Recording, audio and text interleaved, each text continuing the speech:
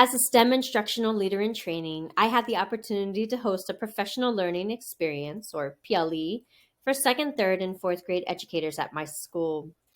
I was so nervous leading up to my PLE, but all my planning paid off. My training and experience with STEM made an impression on my peers and my principal. While I was planning for my professional learning experience, I started by examining the School Progress Plan, or SPP, for my school. Our goal is to have all students achieve mathematic and literacy proficiency as indicated by the MCAP assessments. While looking at the action steps, one stood out to me. Evaluate student learning on a variety of assessments and create a plan for targeted responsive instruction which accelerates, enriches, or extends learning as needed. This action step screamed STEM. Yes, I can use STEM to create a plan for targeted responsive instruction. Yes, STEM can accelerate, enrich, or extend learning as needed for students. At the beginning of September, I sat down with the principal of my school to discuss my professional learning experience project. We decided that we would target literacy skills of second, third, and fourth grade students, as these students were scoring below 5% proficiency on the MCAP exams. In addition to that, my school was also piloting a new literacy program.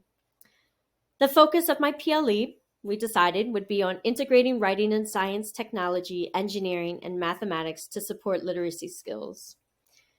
Revisions were a necessary part of this experience as I collaborated with the principal on this project. While I was hosting my PLE, I had an opportunity to sit down with the educators at my school and discuss challenges that they are having while implementing the SPP. As you can see from this image, several of the educators shared their thoughts. And it was so helpful because I could look at this and say, okay, great. With my PLE, this first round, we're going to talk about those assessments and create a plan. We're going to talk about bringing in mentor texts and STEM. But it also helped me figure out, well, if I am going to host another PLE, what are some areas that I need to target?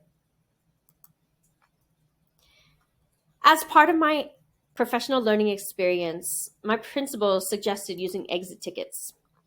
And I'm so glad that I used those. As part of the exit ticket for my PLE, I asked, what is one takeaway from this PLE? And I was so happy to see that educators were listening to my PLE. We talked about mentor texts, and that's something they would like to learn more about. How can we choose mentor texts that are STEM-centric? In an excerpt from my practicum log, after I reviewed my exit tickets, I talked about how excited I was to see this information. During my PLE, I took time to listen to my peers as they shared ways they selected mentor texts for students. This was such a rich conversation that I decided to bring up mentor texts. My recommendation was to swap out the mentor text suggested by the MyView literacy program we were piloting with children's books that support STEM learning. This is a tiny move, but it is one that will engage students. I can see from my exit tickets that educators were excited about this mentor text, and I was excited to share more resources with them.